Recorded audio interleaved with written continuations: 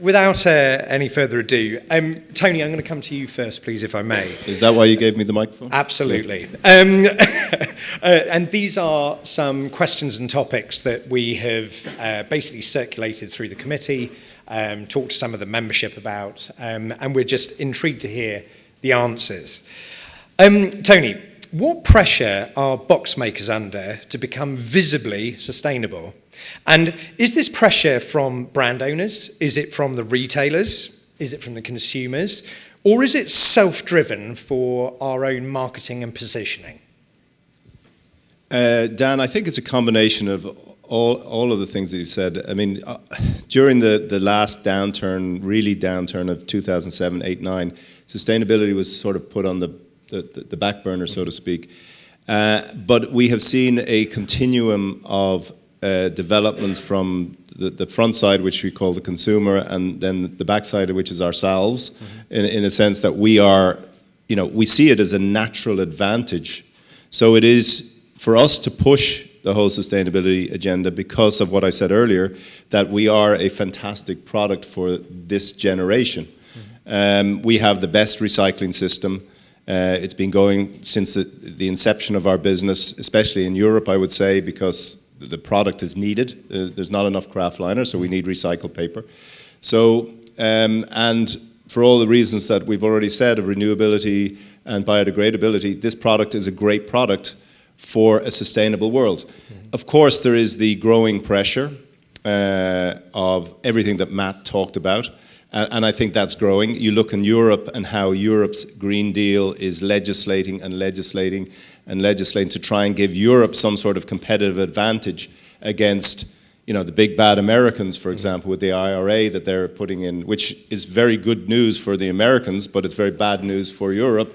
So we've got to have something very different. And what I think Europe is driving for is a very, very strong green agenda. So we as a continent, and I include here the UK because I do believe the UK will have to go along with this, that we as a continent become an oasis, so to speak, in a world that is polluting and become the leaders that hopefully other people will follow.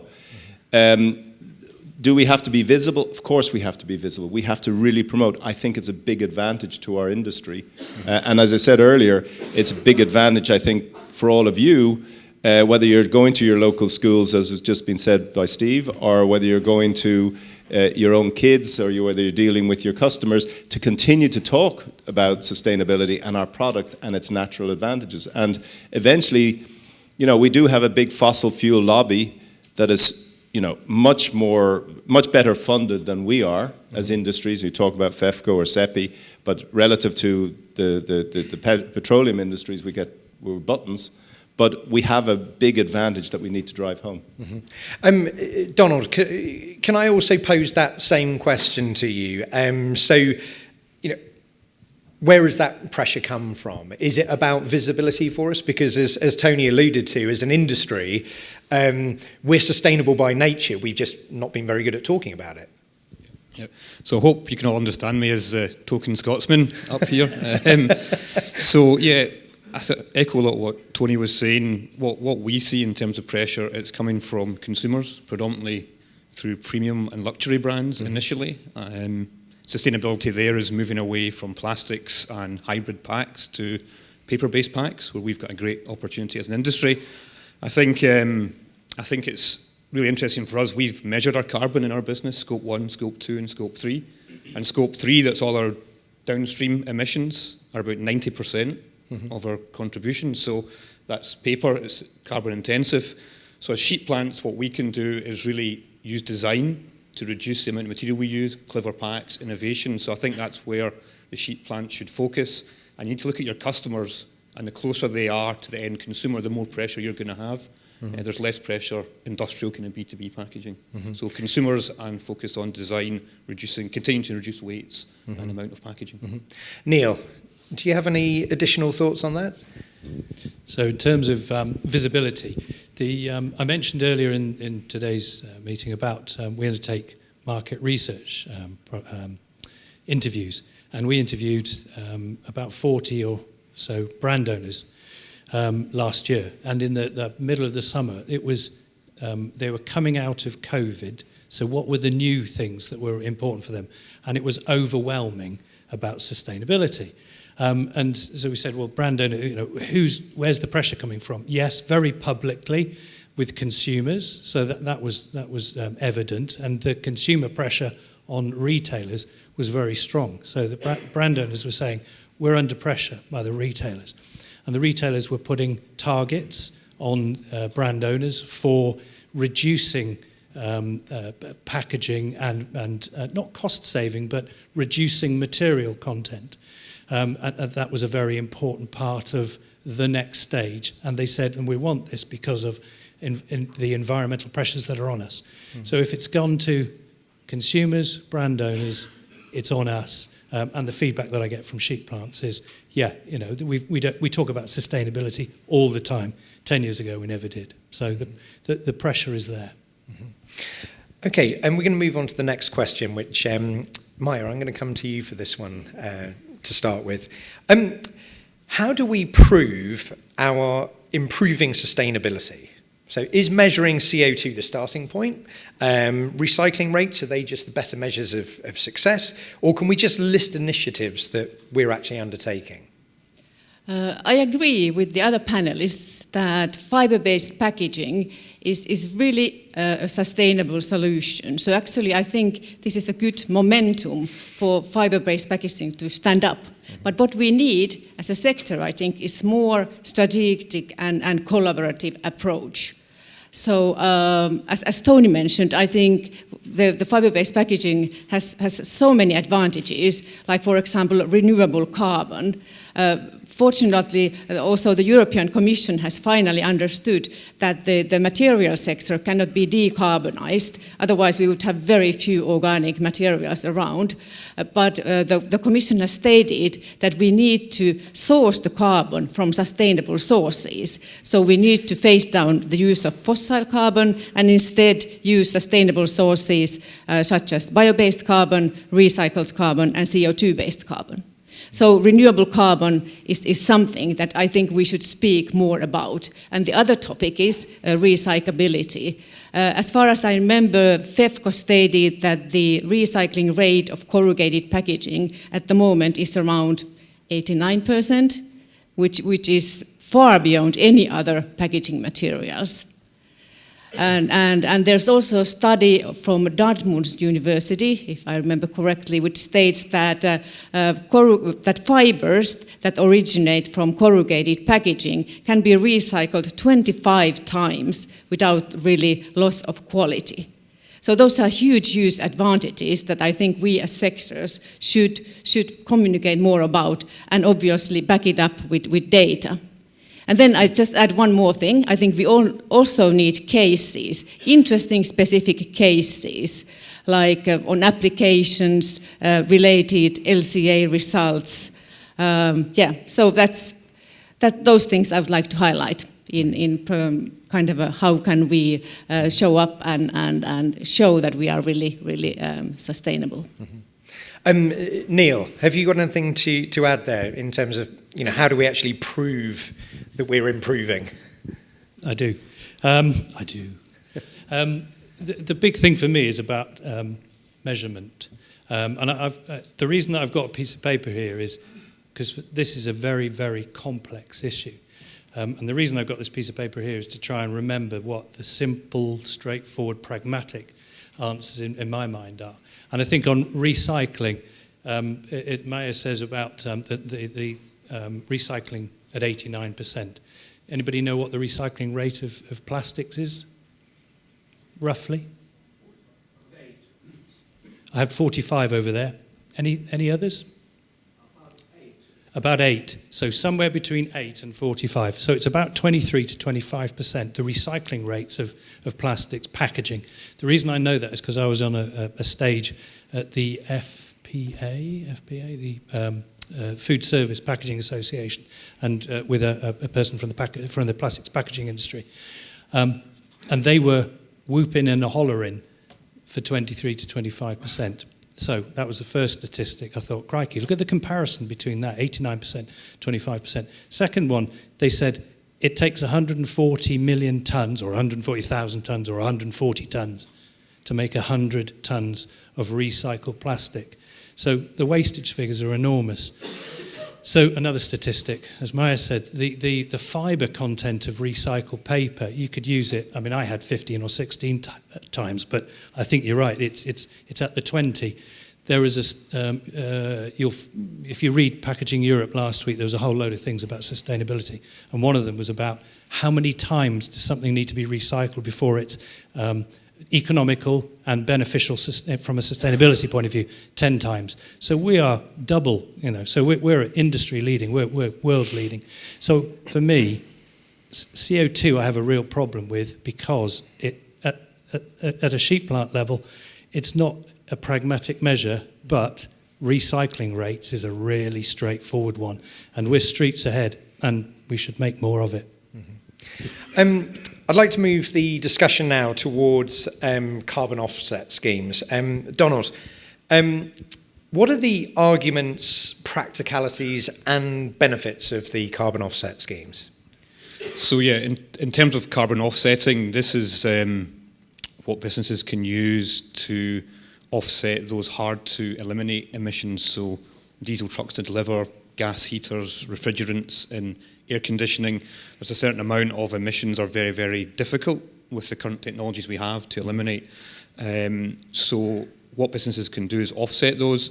Now there is some, I guess, convention coming forward that you should focus all your efforts on eliminating and reducing carbon emissions, not just offsetting them. And the rule of thumb coming up is about 90% of your effort and focus and investment in eliminating and reducing, and then that last 10% offsetting.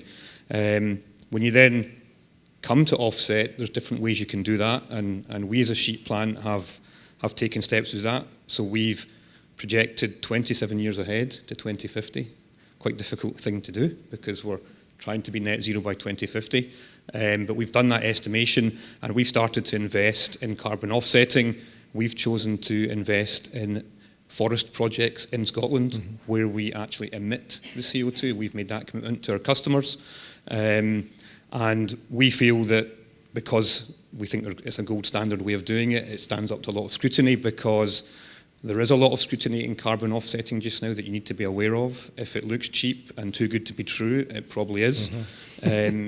If you just Google the FIFA World Cup in Qatar recently, there's a whole offsetting scandal and furore around that.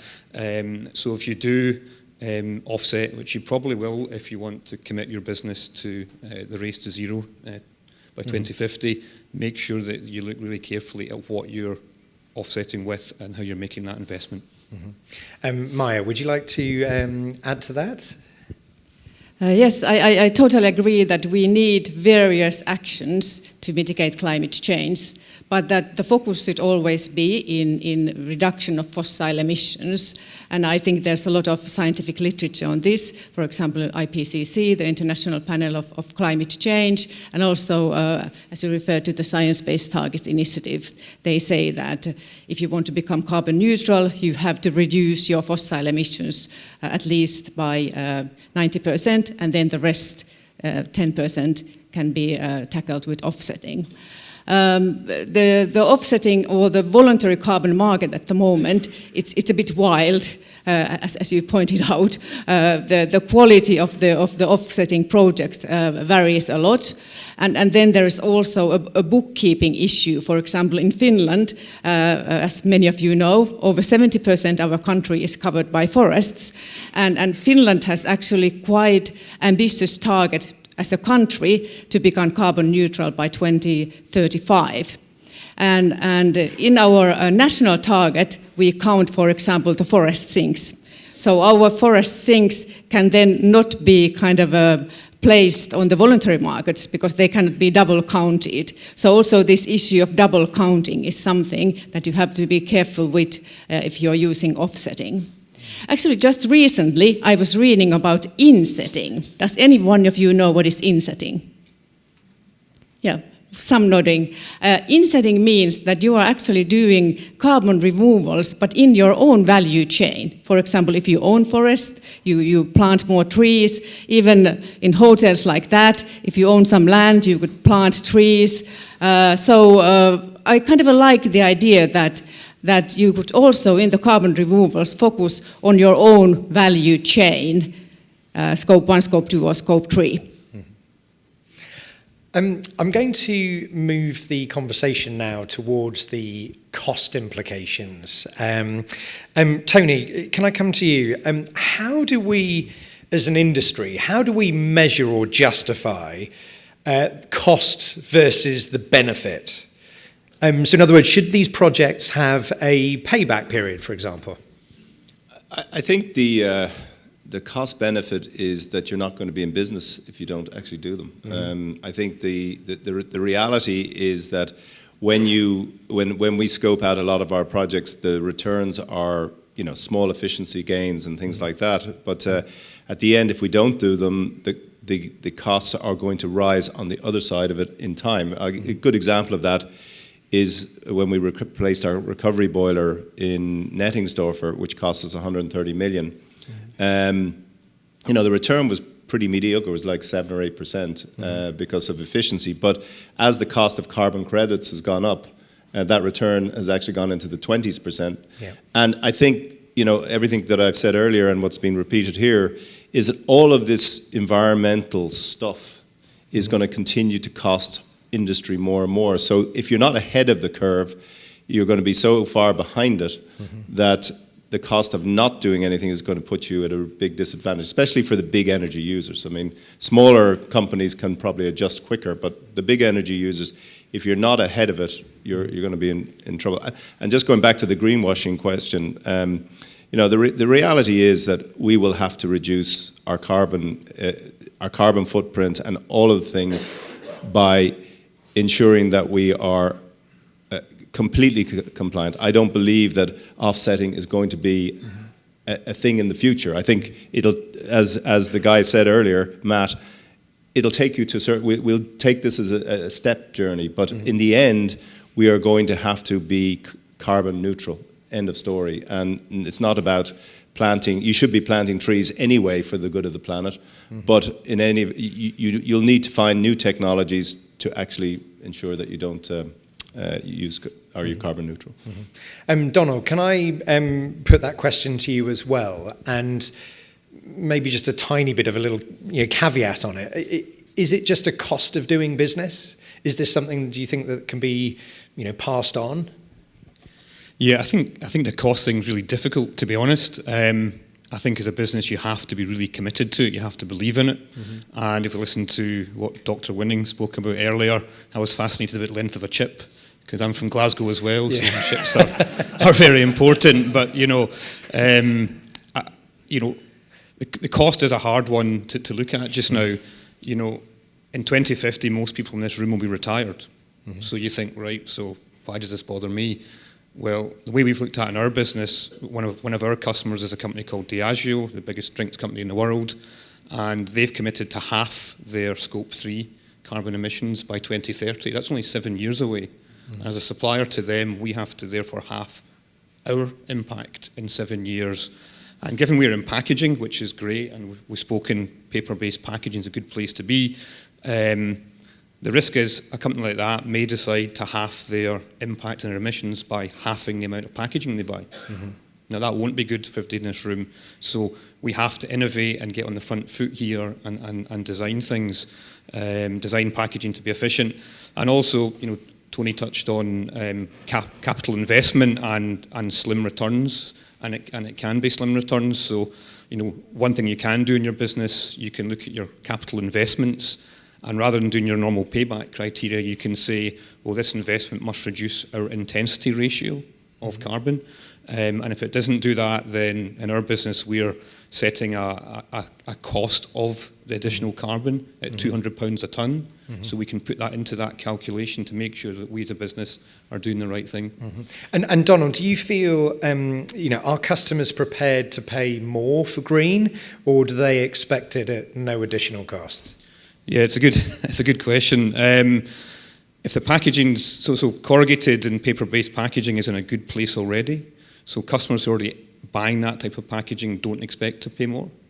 But if customers are coming from other formats, mixed type packaging or plastics packaging, they are prepared to spend more because their consumers are demanding it. So as a sheep plant audience, if you look at what your customers are doing, there's a chance to innovate there and get on the front foot and come up with clever designs to displace other types of packaging and win you more business. Neil, what's the feedback when you're talking to, at large as well in Europe? So some of the manufacturers in Europe, I mean, this same question, are they prepared to pay more for green? I think the evidence is there, and I showed a picture of those detergent packs that are now being produced, and that's a great example. I'm sure that was at a relative premium. The other pack that I saw recently was a company that a lot of us will know, Walker's Crisps, moving out of multi-pack bags into corrugated, and that would have been at a premium, and massive investment. I mean, part of the issue is customers have to change their whole factory systems and invest in not just in a more expensive form of packaging, but a way of erecting those packs and filling them. So very expensive, but there would have been a premium for that. The one that really strikes me is multi-packs, the number of multi-packs that are being produced now. So 6 cans of Coca-Cola. They used to be held together, do you remember, with the plastic rings called high cone? Well, those high cones, cheapest form of packaging that there is. But the change and switch that's occurred to multi-packs now, you just look, the number of multi-packs have increased significantly. I remember the managing director of High Cone, when he offered me a job as sales director, said, this will be the last packaging job ever because no one will beat us on price. And, High Cone packs are a thing of the past. So, yeah, I think wraparounds on High Cones are yet another example of you can sell at a premium. Great. Well, we're going to have a 3 or 4 word answer from each of the panelists, please. Now, just be very careful before you give your 3 or 4 words, because, as I said, YouTube lives forever. And I did chuckle when I was looking at Matt's presentation. Did anyone notice there was the headline on I think it was the Daily Star from July 2022 that had this picture of Christine McGuinness saying, Paddy's amazing and everything's wonderful, and where is she now? Poor old Paddy McGuinness. Anyway, the question to all of you, and I think we'll start with, you've got the microphone, Donald. So any advice for those getting started on their sustainability journey? Yeah, to try and keep it short, I think it's understand what sustainability means for you and your customers. Measure that, plan for what you're going to do, and then act. And I think just to leave on one final comment, I think somebody said to me not so long ago that in the future, today's most coveted, most prized brands, those brands in the future will have to be the most sustainable brands. So, we can all play our part in helping them achieve that. Tony? The only thing I would say is to be 100% committed to it. It is the future of our business, packaging. We are a sustainable product, so if everybody is 100% committed to promoting our product, developing our product, innovating with design, making sure that our customers understand continually the advantage of our recycling system, as you have said, 89% recycled.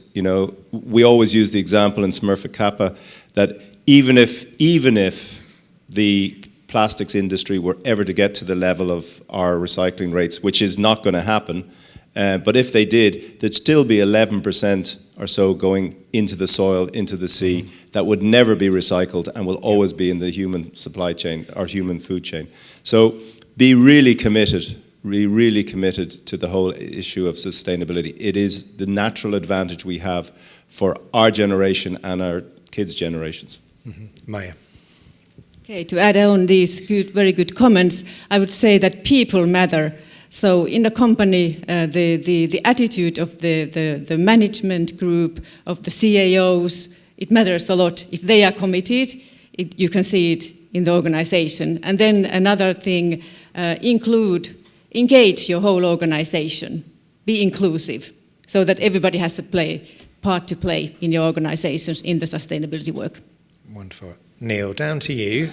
And you actually have -3 minutes, so literally 4 words. Let's go. So keep supporting our recycling credentials, that's 5. Sorry, and then keep promoting our great recycling record. Wonderful. Well, ladies and gentlemen, I'm sure you've probably found this quite an inspiring panel session. I'd like to thank all of the members for joining me on stage. And if Steve hadn't chatted for so long, we would have been bang on time. Tim.